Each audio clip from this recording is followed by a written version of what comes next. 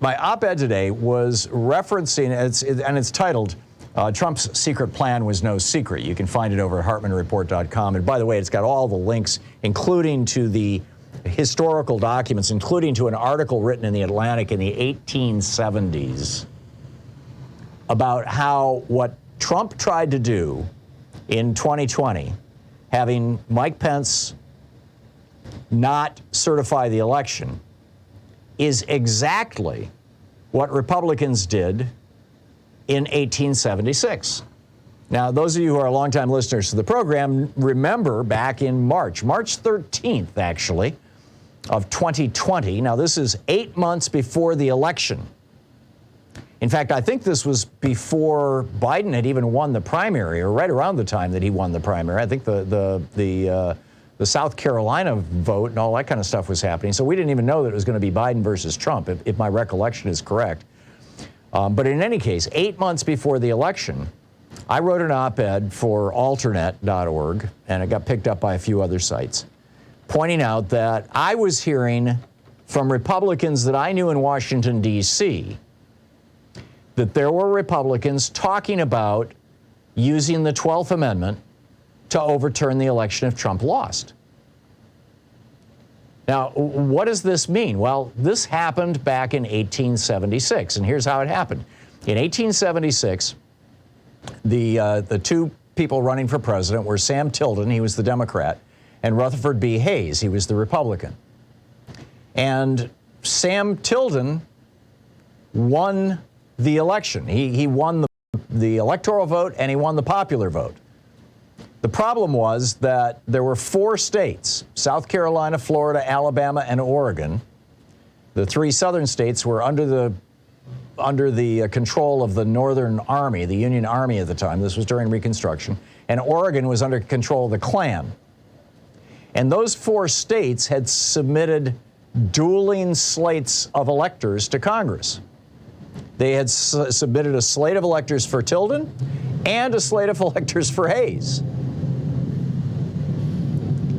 And so Congress, so the president pro tem of the Senate, which is typically the vice president, in 2020 it was Mike Pence. Back in 1876, it should have been the vice president. But the vice president was dead. He had died and not been replaced. So then it goes to the oldest or longest serving member of the Senate, which is the president pro tem, which would be Chuck Grassley right now. Which might be why on January 5th, the day before January 6th, Chuck Grassley said that he was going to count the votes. Oh, this is interesting. See, that only happens if the vice president has been hanged. But in any case, so the vice president was dead in 1876. He was a Democrat, but the president pro tem of the Senate, just like Chuck Grassley, was a Republican. So the president pro tem of the Senate opens the votes, and he says we've got 4 states with competing slates of electors, and so we're going to challenge this election and throw it to the House of Representatives. Now, the House of Representatives was, and the states at that point in time were majority Democratic. And the Republicans in the House threatened war, literally threatened war. They said they were going to restart the Civil War if the Democrats didn't compromise. And so the compromise that they worked out in 1876 was the Democrats said, okay, keep in mind, these were mostly Southern Democrats. They were still, bound to the Confederacy. So the Democrats in 1876 said, our goal, if our guy becomes president or not, is not as important to us as ending Reconstruction. We want you to pull the Northern troops out of the Southern states and basically stab black people in the back. And so the Republicans said, okay, we'll take that deal.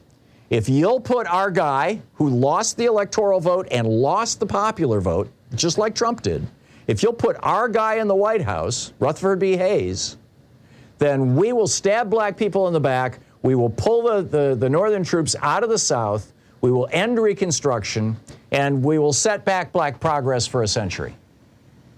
And the Democrats took the deal. And that's how Rutherford B. Hayes became president.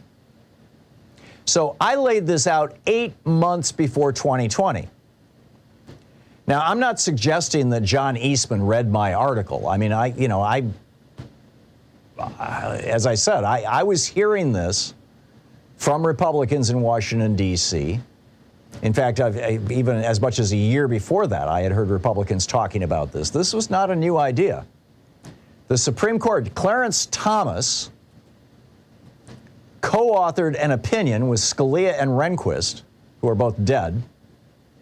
But Clarence Thomas co-authored an opinion for the U.S. Supreme Court saying this very thing, that if states submitted multiple electors, it was up to, it would get, the election would get thrown to the House of Representatives, and members of the House of Representatives would simply convey the votes of the states, and the majority of states, of course, are controlled by Republicans right now, and they were in 2020.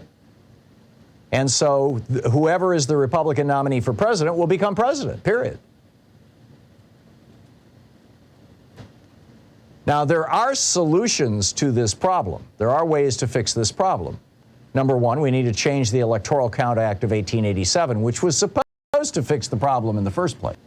And by the way, today during these hearings, what you're going to hear laid out is how the Republicans were conspiring to either force Mike Pence to do this or get him out of the way so that Chuck Grassley could do it. It's going to be, one of the things I'm going to be looking for is to see if anybody actually mentions the fact that Chuck Grassley the day before had said that he was going to count the vote.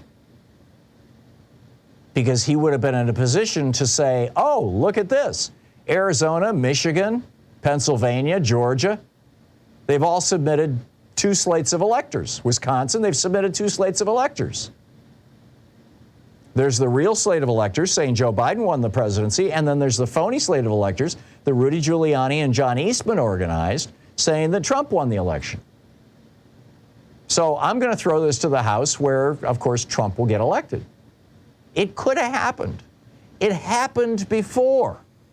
It happened in 1876. As I said, I lay out all the details, the whole story, all the links, the whole backstory at today's HartmannReport.com. It's titled, well, the original piece was titled, "We Need to Plan Now in Case Trump Loses in November but Refuses to Leave the White House." That was the headline for my article back in March of 2020. Actually, I didn't write the headline. It was written by the people at IMI. I had a different headline for it, saying Trump is planning to steal the election. But the headline for my piece today at HartmannReport.com is titled, "Trump's Secret Plan Was No Secret." And it was no secret. Everybody's acting like, oh my God, what a revelation. Holy cow, who knew? We didn't have any idea. Well, I told you. I talked about it on the radio for a week back in March of 2020. I reminded everybody of it in November and December of 2020 when Trump tried to pull this off. I don't know why everybody is so surprised and shocked. Well, I guess they weren't listening to my program.